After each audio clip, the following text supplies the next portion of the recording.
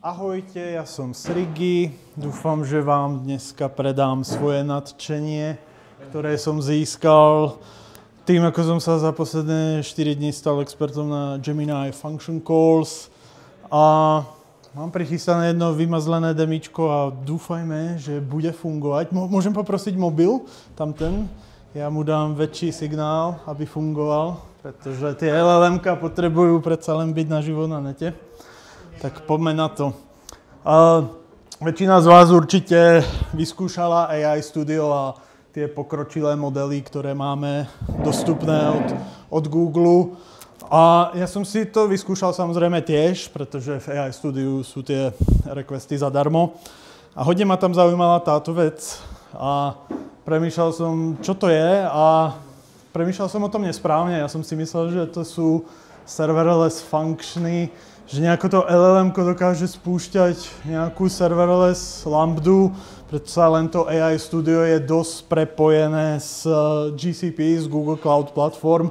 Tak som najskôr na to ako trochu kašľal, potom mi to nedalo, ja som ten spínač prepol, tam sa zaktivovalo tam to tlačidlo edit, tak som to otvoril a to mi úplne potvrdilo, že to musia byť lambdy, lebo ak ste niekedy videli AWS konzolu, a tie lambdy proste vypadajú v tej ich konzole podobne, že tam je nejaká textarea a tam vidíte zdroják tej funkcie a aj keď vlastne to tam uploadnete cez nejaký framework, napríklad serverless alebo nejaká nová vec, čo teraz je, tak to zase na tej konzole uvidíte ako rozhypovaný zdroják.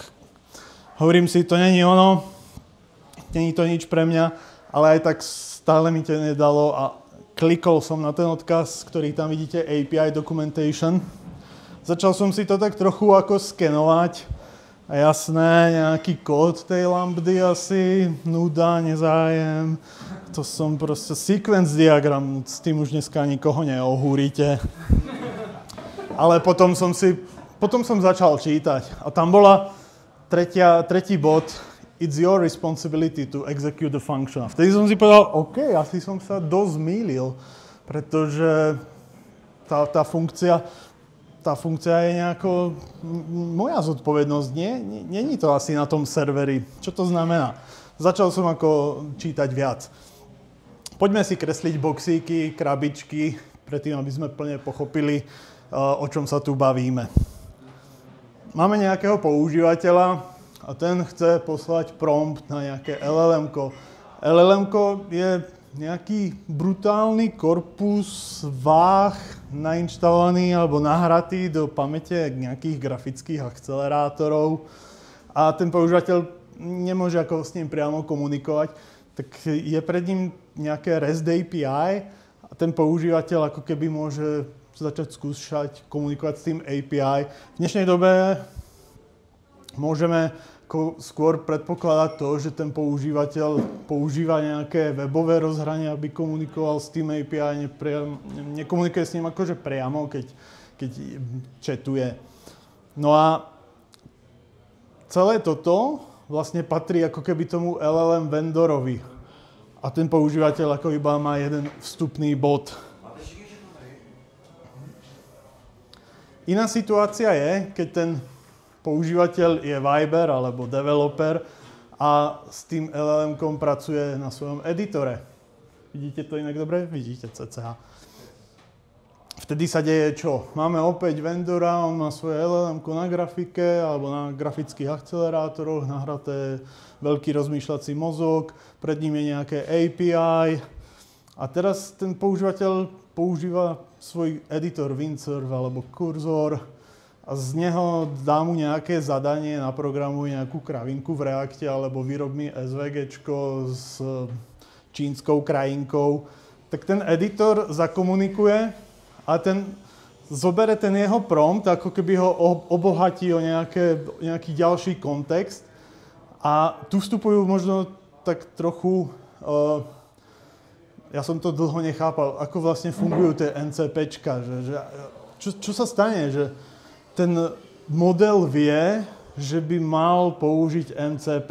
A je to v tej prvotnej komunikácii, v tom obohatenom requeste, ktorý ide z toho editora od toho užívateľa. On mu povie, že aha, ale mám tu okrem editora ešte aj nejaké tooly, ktoré môžete zavolať. A ty mi pošleš, ktoré chceš volať a ja ich potom vnútri v kóde toho kurzoru vykonám. A ten flow je proste takýto. Tie MCPčka si môžete predstaviť ako drobné programy, ktoré majú jasne definované rozhranie a sú to vlastne iba, dá sa povedať, fakt jednoduché funkcie, nejaký vstup, nejaký jasný výstup a komunikuje s ním ten ako keby program, s ktorým pracuje ten developer. Znova sa vráťme k tomu sequence diagramu, pretože začal som sa o to zaujímať viac. Takže človek okrem toho, že pošle ten prompt, tak vidíme, že spolu s tým promptom sa tam posielajú nejaké function definitions. A to sa pošle na ten náš model, na to LLM-ko. A on sa rozhodne podľa toho, čo mu prišlo, že či by mohol poslať finálnu odpoveď, alebo by mohol sa zamyslieť inak a povedal si, ja tam mu poviem, aby ten používateľ u seba vykonal nejaké funkcie a ja mu poviem, ktorú funkciu a ešte aké argumenty by mal do nej dať. Napríklad otázka, keby som na neho poslal otázku, alebo jednoduchý príklad, keby som na neho poslal otázku, aká je teplota v Londýne, no tak ten LLM model je nejaké váhy natrénované v októbri 24. On nemôže vedieť, aké je tam teraz počasie, hej? Čiže to je úplne statická vec, dá sa povedať.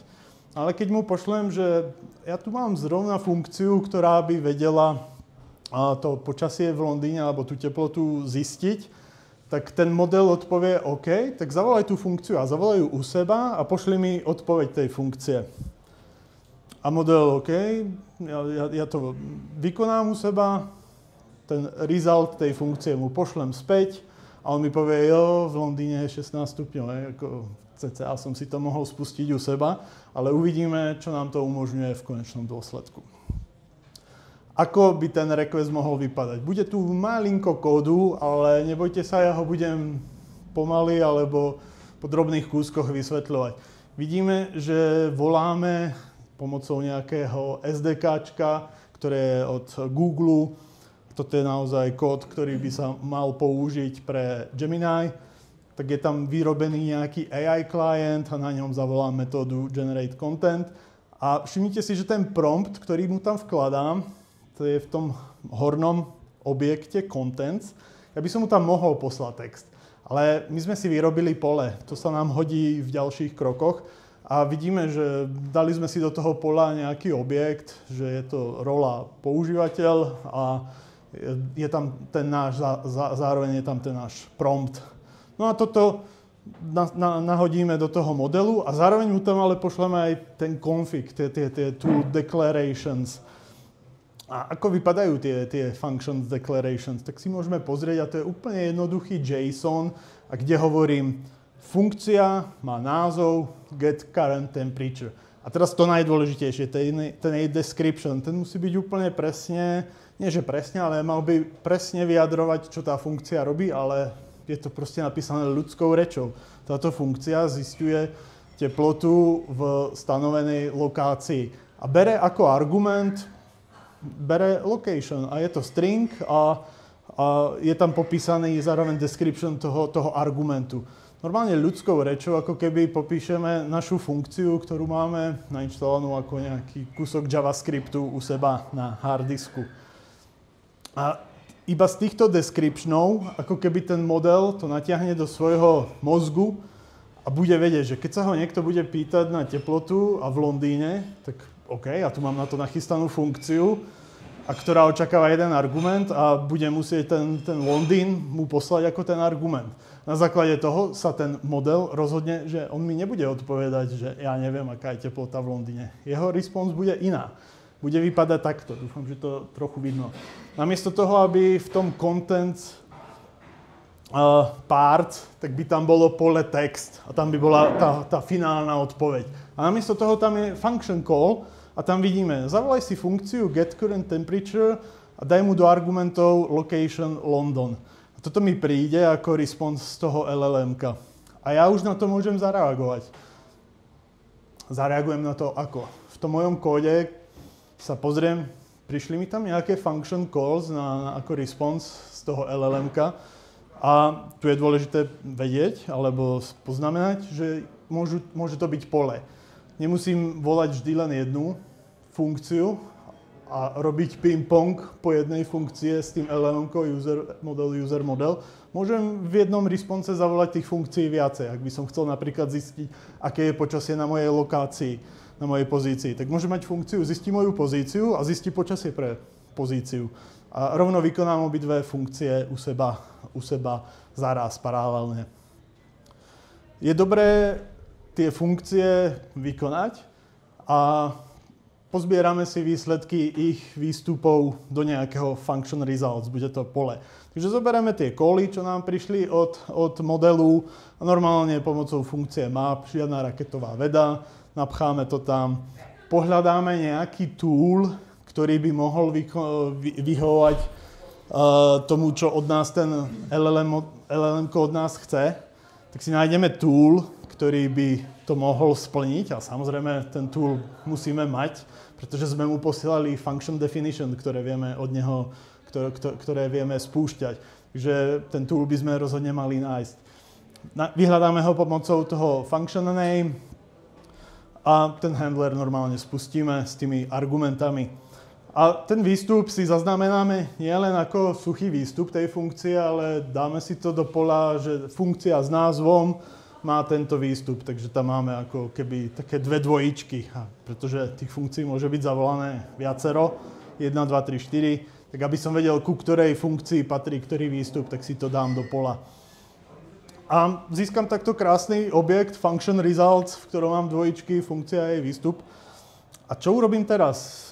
Ako som spomínal, je dôležité, že ten content je pole. A my doňho teraz pušneme, tam, kde bol ten initial prompt, my doňho pušneme odpoveď toho modelu a potom odpoveď tých našich funkcií. A to je veľmi dôležité, hlavne keď používate Gemini SDK. Tam sa tie role musia striedať, inakšie vám to bude hádzať chybu. Musí proste začať user, model, user a teraz pošlem request. Ako keby zbieram u seba históriu tej komunikácie, pretože LLM-ka sú v princípe bezstavové. Oni vždy proste, tam není session. Vy im vždy musíte poslať celú tú históriu, ak chcete niečo dodať. Nemôžete ako na tú grafiku poslať, že prosím ťa, ešte toto domyslí. Nie, musíte to tam poslať celé. Takže zbierame do tohoto poľa contents ako keby tú komunikáciu a potom si požiadame o tú finálnu odpoveď.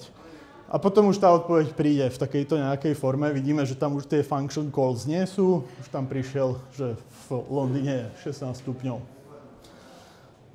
Asi vám príde dobre to dať do nejakého loopu a keď sa potom pozriete do zdrojakov niektorých nástrojov, tak naozaj tam ten loop nájdete. Povedzme, že chceme napísať si malú funkciu a toto bude už asi posledná ukážka kódu a je to taký abstraktný kód, alebo proste kód, pseudokód.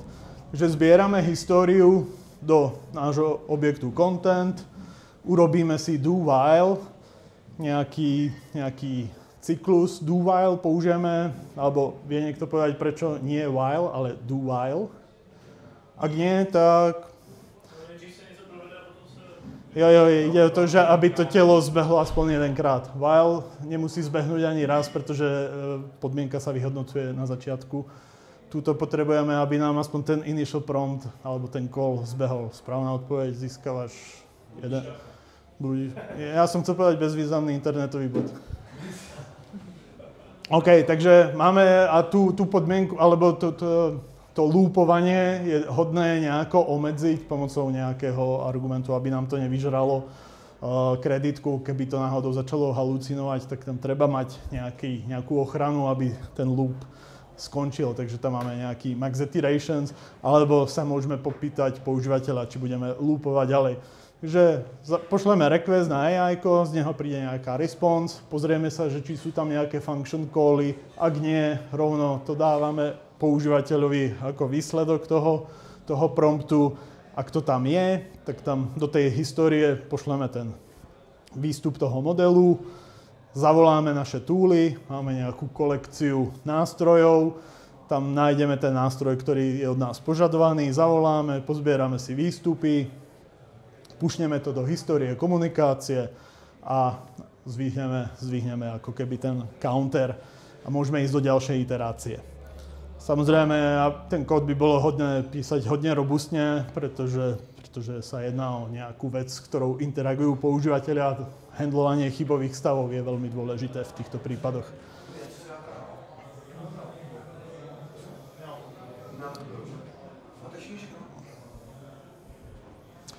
V prípade, kde sa to hodí oproti tým MCPčkám. MCPčka vieme, že proste máme na notebooku kurzor, do neho nainštalované MCPčka. Tie Gemini function sa hodia skôr do aplikácií, ktoré píšete ako formou finálne deploynutých serverových aplikácií. Máme nejakú web appku typu, ja neviem, NetE framework a má nejaké API, alebo alebo je to proste veľký MVC framework, má databázu a priamo v ňom môžu byť napísané tie tooly. Nemusí to byť žiadne REST API, môžu to byť funkcie, ktoré voláte interne v tom frameworku, že je to proste iba function call. Alebo to môže byť mikroservisa v tom vašom projekte. A to APIčko si s tými toolmi ako keby priamo môže rozprávať a vy tomu používateľovi teraz môžete ako keby externalizovať alebo dopriať nejaké chatovacie experiency na vašej aplikácii a môžete proste na toto použiť LLM-ko. Že tá vaša web aplikácia zrazu má úplne nový druh interakcie s používateľom. Ukážeme si to na malom príklade. Ja som napísal malé demo v PHP a v NetE frameworku a použil som túto knižnicu na komunikáciu s LLM-kami od Davida Grudla. Není to úplne najšťastnejšia voľba, pretože on nemá dorobenú ešte podporu pre tooly. Ja som tam raisenul issue s číslom 1. Vidíte, že to má iba 7 commitov. David je momentálne niekde na dovolenke, hádam to tam dorobí.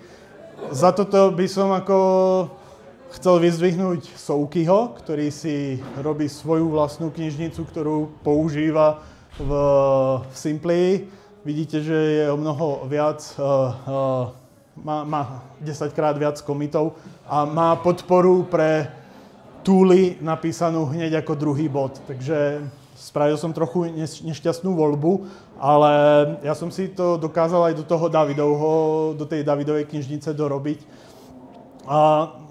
Takže v prípade PHPčka máte na výber hneď z 2 knižnic. V prípade, že používate, ja neviem, TypeScript, tak použijete oficiálne SDK a ako keby nakodíte si ten do-while cyklus sami, ako videli ste, že to nie je žiadna raketová veda. Teraz ten môj example s tou Davidovou knižnicou som tam dorobil ako keby nejaké add tool metódu a dal som jej ako keby definíciu, že bude prijímať definíciu tých mojich funkcií a potom je tam ten handler. A ten handler ideálne bude niekedy invoknutý a prídu mu nejaké parametre. No a ja už si potom, keď je ten handler invoknutý, môžem napríklad šáhnuť na databázu a vidíte, že napísal som si funkciu, ktorú môže LLM-ko odo mňa žiadať, aby som zavolal, že vracia zoznam používateľov alebo newsletter subscriberov, ktorí sú vyfiltrovaní podľa nejakej kampane. A na to, aby táto funkcia správne fungovala, tak potrebuje nejaké campaign ID. A je to tam všetko pekne popísané, aby to LLM-ko pri procesovaní toho requestu pochopilo, že táto funkcia sa používa takto. A dostanem z nej výstup. A všimnite si aj ten return príkaz na konci, dúfam, že to je vidno, že ja to tam doslova popíšem ľudskou rečou, čo som práve v tom handleri dokázal, aby znova si to vedel, keď to pošleme v tej ďalšej otočke toho dialógu na LLM-ko, aby on vedel, OK, žiadal si odo mňa zoznam subscriberov, ktorí boli súčasťou kampane, aha, tak to v tom prompte je tuto napísané a je to enkodované ako JSON. malé demo, urobil som proste nejakú malú PHP aplikáciu. Je to niečo ako, že chceme spustiť dýmkový marketplace, tak ideme zbierať nejaké e-maily od používateľov. A hore je nejaké campaign ID v URL-ke. Vidíte, že sa tam nejako prihlásil nejaký e-mail a povedzme, že je nejaký admin, nejaký back office a tam vidíme nazbierané e-maily. A čo keby som to chcel promptnúť, ako keby s tou databázou pracovať inak, tak to tam proste napíšem, hej, že čo. A on tým, že má tam tú definíciu toho toolu, a tam odošlem, teraz komunikuje s LLM-ko a LLM-ko mi poslalo, že zavolaj túto funkciu, ja som ju zavolal, poslal som tu späť a on mi poslal zase odpoveď. Nepáči sa mi, ako to naformátoval, tak proste iba doupravím ten prompt, pošlem to späť, zase sa udeje ten ping-pong medzi mojou web aplikáciou a modelom a už to mám pekne naformátované. Ja mám prichystané potom naozajstné demo a držte palce, že to bude fungovať. Bludišťak číslo 2. Vie niekto, čo je toto za logo? Je to AppleScript, pretože ja som mal zaujímavý nápad a to je, že prečo by som tie tooly spúšťal na servery? Čo keby som skúsil urobiť to, že si napíšem tooly v AppleScripte a budú bežať u mňa na notebooku a budú robiť s mojím Apple accountom. Ak niekto z vás má Apple zariadenia, vie, ako je ten ekosystém hodne prepojený a ako je hodne návykové ho mať prepojený, pretože sú tam poznámky, sú tam pripomienky, kalendár, e-mail, fotky. Bolo by možné nad tým urobiť nejakú zaujímavú aplikáciu a ja som sa do toho pustil a samozrejme viem úplný shit o AppleScripte, tak som si to celé, všetky tie tooly vyviboval cez rýznovací ChatGPT a výsledky sa dostavili. Takto napríklad vypadá apka alebo tool, ktorý získa všetky poznámky z mojej apky, poznámky. A asi poznáte takú tú proposition, že AppleScript má hodne pripomínať hovorovú angličtinu. Tak skúsme to demíčko. Ja porozmýšľam, ako to urobiť. Mám tu napísanú aplikáciu v Elektrone. Kamil mlčí. Ja ju spustím v developerskom režime. Ona sa, hádam, naštartuje, ale vypadá, že áno. Tak to vypadá. A ja môžem skúsiť urobiť nejaký prompt. Ja som tu prichystal 3 nástroje. Nástroj, ktorý vie pridať event do kalendára, nejaký nástroj, ktorý vie čítať všetky poznámky a nástroj, ktorý vie získať poslednú fotku. Tu vidíme ten náš glorifikovaný do while. Ak to tam vidíte, vidím, že hej. Takže je to hodne trošku naprasené, ale v rámci prípravy scenáre fungovali. Ja tu mám tie prompty prichystané, tak skúsme, že mám nejakú poznámku, ktorá sa venuje Londýnu. Ja tu mám vybratý flash, je na neho napojená kreditka a je doba, kedy Američania sú hodne usilovní a mohlo by to nefungovať, pretože je to hodne vyťažené. Tak OK, spýtame sa ho, či v mojich poznámkach je niečo. A teraz ja som mu poslal request a vidíte, že začal dialog. A to, že to funguje, vieme podľa toho, že je tam vždy ten druhý request. A jo, našiel som v tvojich poznámkach niečo, čo má London. A nazýva sa... to je jedno, proste zafungovalo to. Skúsme druhý prompt, ktorý je trošku zložitejší. A využíva ten náš druhý tool na pridanie do kalendára. A rovno sa na to pozrieme, že či by to mohlo fungovať.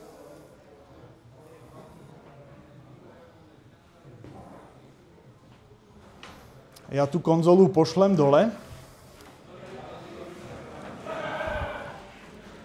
A ja mu hovorím, prosím ťa, pridaj do kalendára obed za Licou teda 15. 2025 tu v Brne, Padagali a pridaj to do môjho kalendára relaxation.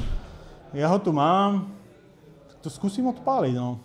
Vymažeme network logy, ak sa tam objaví ten druhý request, tak vieme, že by to mohlo zafungovať. A je tam. A je tu. Ale mám nachystanú úplnú bombu. A ak sa podarí, držte palce. Ja mám takú vec, že chodím každé ráno na prechádzku a občas vidím tento leták. Clubbing in Brno. A to sú proste hudobné eventy v Brne pre každý mesiac. Dá sa to nájsť na rôznych miestach na ulici. A ja si to vždy odfotím. Jo, tam určite pôjdem. A nikdy som nebol na žiadnom. A keď sa pozriete do aplikácie Photos a do sľubovanej Apple Intelligence, tak ono to vie prečítať, čo tam je. Jo, a čo iné to ešte vie? Otvoriť odkaz. No, pridať do kalendára? Nie. Nevie. Ukážeme si, či to dokážeme my. Otvorím tento vymazlený prompt. Musel som ho hodne ladiť. Trvalo to než si to přijde do kalendáře ručí. A je to 69 eventov. Takže povedal som, urob to po jednotlivých krokoch. V prvom kroku natiahni poslednú fotku, potom tú fotku ja ti uploadnem, ty ju zanalizuješ a to, čo nájdeš, z toho mi urob eventy do kalendára. A prosím ťa, tie eventy, keďže majú mať formát date time a tam sú iba dátumy, tak proste nadstav to na hodinu 7 až 11. A hlavne, není to moc dobrý model, lebo je to Flash a nie Pro, tak týka sa to tohto roku maj 2025. Tak poďme na to. Ak sa objaví ten druhý request, tak budeme vedieť, že hej, ale neobjavil sa, takže nie. Ale je tam. Teraz tá analýza môže bežať dlhšie, ale my môžeme sledovať tu v tejto konzoli, že či nám bude zavolaný náš tool add calendar event. Tu sa to ešte točí. Pardon, čo to tu vybehlo? Toto bude hodne na dlho, lebo tí amíci proste sú hodne aktívni okolo 19. v Európe. Že ten model je hodne vyťažený, ale stále je pending, stále tu nádej žije. Ale tej práce má naozaj veľa s týmto našim letákom.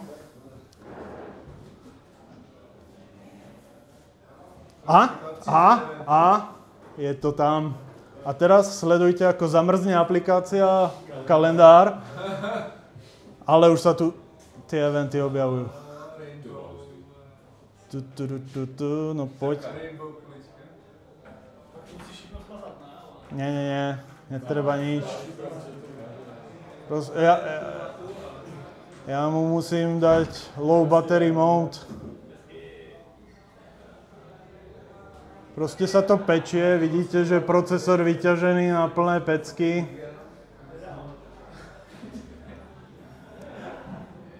Takže, a je to tam. Takže...